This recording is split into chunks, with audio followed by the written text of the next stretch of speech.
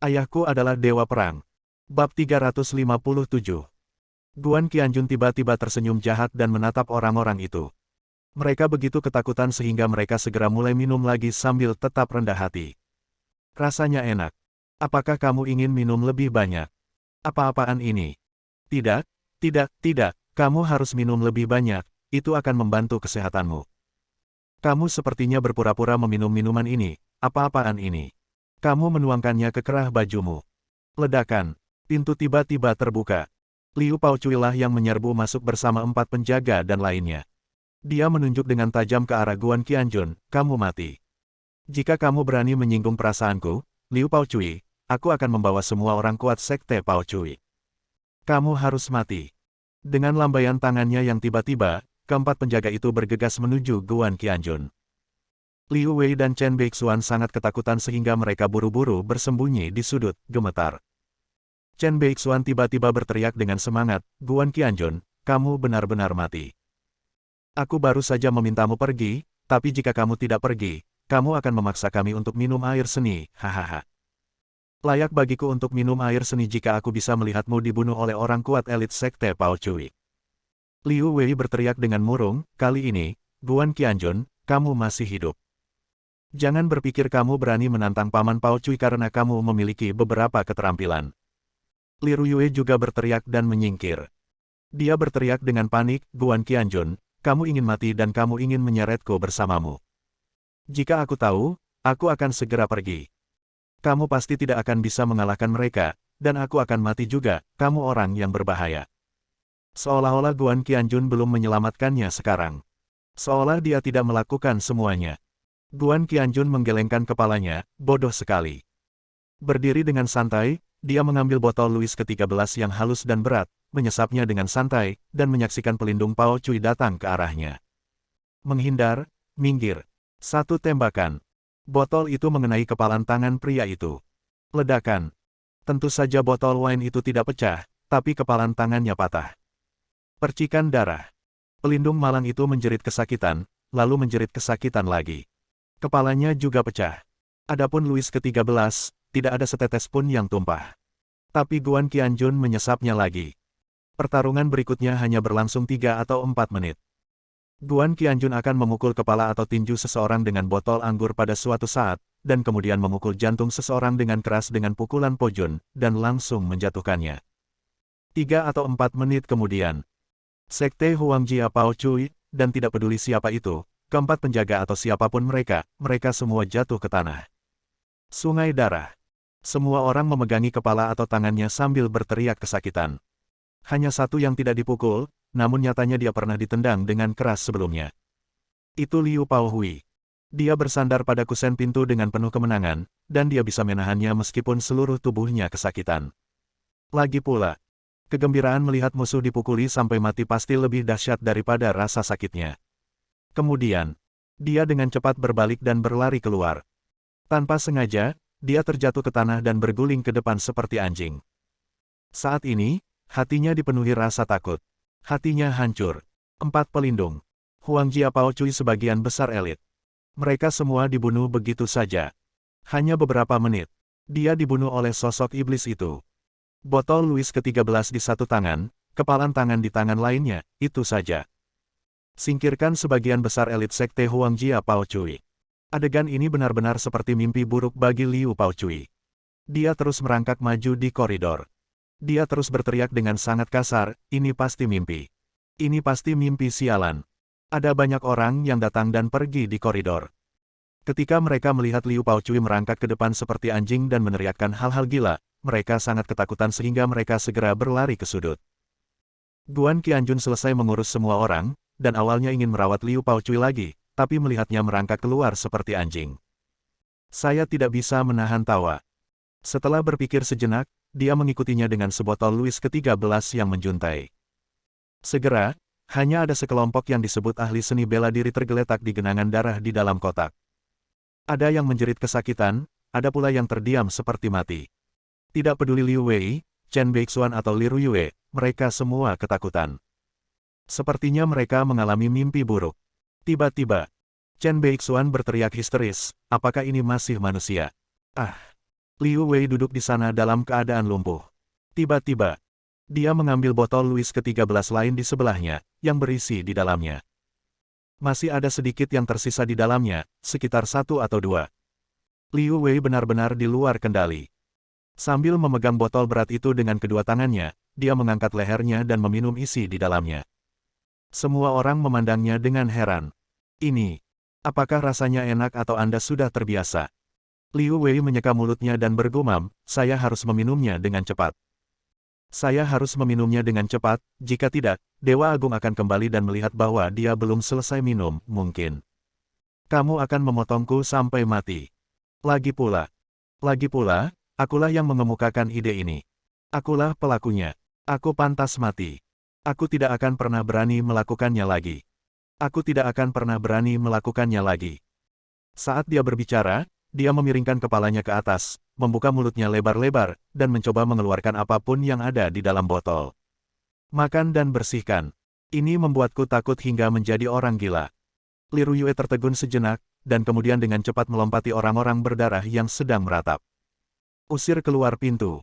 Melihat Guan Qianjun berjalan dengan santai, dia mengikuti seekor anjing. Dia berteriak, Qianjun, kamu mau kemana? Tunggu aku takut. Guan Qianjun menoleh dan menatapnya dengan jijik, apa yang kamu takutkan? Jangan ikuti. Apakah kamu tidak menemukan seseorang untuk berurusan denganku? Hehe mencibir dan terus mengikuti anjing di depan. Tujuan Guan Qianjun sangat sederhana, hanya untuk melihat siapa lagi yang berada di atas orang ini. Di sekte Huang Jiapao Cui dia adalah wakil master sekte, jadi ada master sekte lain. Jika kita ingin bertarung malam ini, kita harus mengalahkan orang-orang ini sepenuhnya. Di belakang, Liu Yue mengertakkan gigi dan melihat punggungnya, berhenti, dan menghentakkan kakinya dengan keras. Guan, jangan kira hanya karena kamu punya kemampuan, kamu bisa memerintahku. Aku tidak akan membiarkanmu melakukan itu. Kalau kamu punya kemampuan, datang dan kalahkan aku. Meskipun Liu Yue berasal dari latar belakang biasa, dia dimanjakan oleh keluarganya sejak dia masih kecil dan mengembangkan mentalitas pemberontak yang mendalam. Karena penampilannya yang cantik, ia telah menarik perhatian dan incaran banyak pria sejak kecil, Melihat Guan Qianjun mengusirnya, dia merasa kesal dari lubuk hatinya. Apalagi, sejak awal, dia sangat meremehkan Guan Qianjun, mengira bahwa dia adalah Raja Nasi Lunak. Setelah makan nasi lunak dari satu tempat, dia akan makan dari tempat lain. Muak sekali. Sekarang, apa yang dilakukan Guan Qianjun telah menumbangkan pemahaman sebelumnya, yang tidak dapat diterima oleh harga dirinya. Kekesalan karena ditampar wajahnya membuatnya semakin muak dengan Lao Guan. Saat ini, saya sedang berdiri di koridor, tidak tahu harus berbuat apa. Ujung lainnya. Di kotak terbesar robot KTV. Ledakan. Pintu kamar mandi akhirnya dilepas. Bab 358. Di dalam. Pan Xiaxia meringkuk di sudut sebelah toilet dengan putus asa. Di tangannya, pegang erat pecahan kaca yang panjangnya lebih dari 10 cm dan sangat tajam. Di sebelahnya, di wastafel, cerminnya telah pecah. Pan Xiaxia tidak dapat mengetahui nomor telepon Guan Qianjun dan tidak dapat menemukan pria itu. Sebuah ide muncul di benaknya dan dia hanya menggunakan ponselnya sebagai palu dan memecahkan cermin. Saya mengambil potongan terpanjang dan paling tajam, dengan cepat membungkus salah satu ujungnya dengan kertas gulung, dan nyaris tidak mengubahnya menjadi belati. Begitu dia melihat pintunya didobrak dan sekelompok penjahat ganas bergegas masuk, dia segera melambaikan pecahan kaca tajam dan berteriak, jangan datang ke sini, jika kamu datang, aku akan menusukmu sampai mati. Begitu dia selesai berbicara, Zhuo Guangyang bergegas mendekat. Dia memegang tongkat di tangannya dan memukul tangannya dengan keras. Bang! Pemukulan itu membuat Pan Xiaxia menjerit kesakitan dan tangannya tidak bisa menahan kendur. Tiba-tiba, senjata yang akhirnya dia temukan jatuh ke tanah dan hancur berkeping-keping. Kemudian, Zhuo Guangyang bahkan bergegas mendekat dan menjatuhkannya ke tanah dengan tamparan tiba-tiba. Kepalanya membentur tepi toilet, dan kepalanya langsung mengeluarkan darah. Zhuo Guangyang tertawa keras, seperti hantu. Nona Pan, coba saya lihat apa lagi yang bisa Anda lakukan. Semuanya, keluar. Tuan Wang, apakah kita ingin menikmatinya bersama? Wang Mingkuan tertawa, tentu saja Anda tidak boleh melewatkan kesempatan ini. Di bawah perintah mereka, semua orang keluar dan bahkan menutup pintu. Di kamar mandi, tawa garang dua pria langsung terdengar. Dan teriakan Pan Xiaxia untuk tidak menyerah pada takdir. Sekelompok preman menatap ke pintu yang bengkok, dengan senyuman cabul dan jahat di wajah mereka. Salah satu preman berkata, "Saya harap kedua bos mengizinkan kami masuk untuk makan sup setelah mereka selesai menikmati wanita itu." Gangster lain mengangguk dan tersenyum lebih jahat dan tidak senonoh. Pan Xiaxia adalah bintang terkenal di kota Yunhai, dan dia juga sosialita nomor 1. Tanpa diduga, dia masih seorang gadis berbunga kuning. Jika kamu punya kesempatan, pastikan untuk menikmatinya. Sekelompok orang tertawa seperti hantu. Adapun Liu Huangcui, dia masih duduk di sofa dengan menyilangkan kaki sambil menyesap anggur. Dia sepertinya tidak melihat atau mendengar pemandangan keji di sana, sesantai mungkin. Berikutnya, pintu luar dibuka. Kemudian, sebuah suara melengking keluar, "Saudaraku, tolong aku. Anak itu sangat kuat." Orang-orang yang kubawa, termasuk 4 penjaga, semuanya dijatuhkan ke tanah olehnya dalam 3 pukulan. Naik. Tidak bisa bangun. Semua orang menoleh untuk melihat, termasuk Liu Huangcui. Saya melihat Liu Paocui terbaring di lantai di depan pintu seperti anjing, terengah-engah, dengan wajah sedih. Hampir seperti hantu yang meninggal secara tragis. Liu Huangcui, ini. Liu Huangcui, apa yang terjadi? Dia tiba-tiba kehilangan pandangan santai sebelumnya dan tiba-tiba berdiri. Menunjuk ke adik laki-lakinya, tidak mungkin. Ada begitu banyak master dari sekte Huangjia Paocui kita, tapi mereka tidak bisa menghadapi anak seperti dia. Kamu melakukan kesalahan kan? Atau, dia bukan hanya dia, ada beberapa orang kuat di sana. Itu tidak mungkin. Tidak pernah ada begitu banyak orang kuat di kota Yunhai. Seorang master yang bisa membunuh semua elit sekte Huangjia Paocuiku. Hanya satu. Hanya satu. Liu Paocui berteriak histeris, anak itu sangat menakutkan. Dia memegang botol anggur di satu tangan dan mengepalkan tangan lainnya. Dia melambai-lambaikannya, melambai-lambaikannya, melambai-lambaikannya. Saat dia berbicara, dia berubah menjadi repeater. Benar-benar menakutkan. Aku ragu dia manusia. Biarpun dia manusia, dia alien. Wajah Liu Huangcui bahkan lebih muram. Sama sekali tidak mungkin. Hal seperti itu tidak akan pernah terjadi. Biarkan aku pergi dan melihat. Dia melangkah menuju pintu. Tiba-tiba, Liu Paocui menjerit kesakitan dan terbang ke arahnya. Saudaraku, cepat tangkap aku, cepat tangkap aku.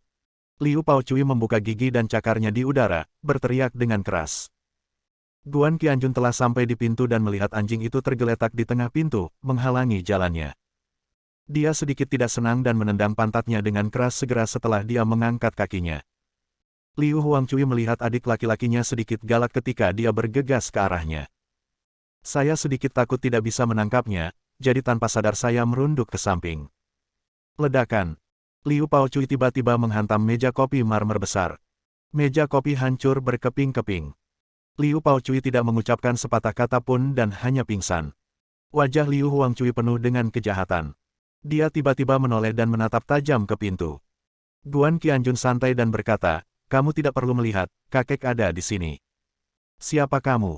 Kenapa kamu memiliki kekuatan seperti itu? Kamu mengalahkan master yang dilatih oleh saudaraku dan master yang dilatih olehku. Sungguh, dikalahkan olehmu sendiri." Pembicaraan. Liu Huangcui telah mengepalkan tangannya dan siap untuk pergi. Guan Qianjun menggelengkan kepalanya dan berkata dengan sedikit ejekan, "Tuan kakakmu disebut kucing berkaki 2. Jadi coba tebak, jenis kucing apa kakakmu?" Tiba-tiba, wajah Liu Huangcui dipenuhi dengan kekesalan. Dia maju selangkah dan hampir tidak bisa menahan diri untuk tidak memamerkan kekuatannya. Tapi dia tetap diam. Pemimpin sekte masih perlu menyelamatkan mukanya, jadi dia tidak bisa bertindak santai. Dia mengangkat 2 jari dan melambai ke arah Guan Qianjun. Ada lebih dari selusin preman di sampingnya. Meskipun mereka bukan anak buahnya tetapi milik Zhuo Guangyang dan Wang Mingquan, mereka juga siap untuk bergerak dan secara alami memahami sikap Liu Huangcui. Segera tersenyum galak, menerkamnya. Pada saat yang sama, sejumlah belati tajam, atau pisau kupu-kupu, muncul dari tangannya. Penjahat itu juga tersenyum dingin, "Saya tidak percaya. Lebih dari selusin orang tidak bisa berurusan dengan Anda." Kemudian, lebih dari selusin orang menyerbu ke arahnya pada saat yang bersamaan. Setengah dikelilingi. Semua senjata tajam diarahkan ke tubuh Guan Qianjun. Itu akan membuat banyak lubang berdarah di tubuhnya. Namun beberapa detik kemudian, mereka semua menjerit nyaring dan menatap tangan kanan mereka dengan tidak percaya. Senjata di tangan mereka. Itu benar-benar tersangkut di telapak tangan mereka. Cedera tembus. Meneteskan darah. Tiba-tiba, semua orang berteriak kesakitan. Kemudian Guan Qianjun tiba-tiba muncul dengan ayunan ekor Shenlong, tubuhnya berputar 360 derajat, dan kakinya yang besar terus menendang keluar. Lebih dari selusin pria seperti bunga, dan mereka terlempar setelah ditendang olehnya. Itu pecah di seluruh tanah, dan bahkan ada lebih banyak lagi hantu yang menangis dan serigala melolong. Guan Qianjun menggelengkan kepalanya, kamu hanyalah kucing tanpa kaki. Kalau begitu, coba saya lihat. Dia mengangkat kepalanya dan menatap Liu Huangcui, mari kita lihat apakah kamu kucing berkaki 3 atau kucing berkaki 4. Dia berkata, menantikannya. Dewa perang tertinggi sudah lama tidak melakukan pertarungan yang membuat ketagihan. Di masa lalu, semua lawannya adalah dewa perang. Liu Huangcui tiba-tiba meledak dengan seluruh kekuatannya dan bergegas menuju Guan Qianjun.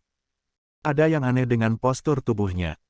Kedua kakinya bergerak maju dan mundur tanpa benar-benar melangkah, seolah-olah sedang menginjak katrol, dan seperti hantu mengambang di TV, mereka melesat melewatinya secepat misil.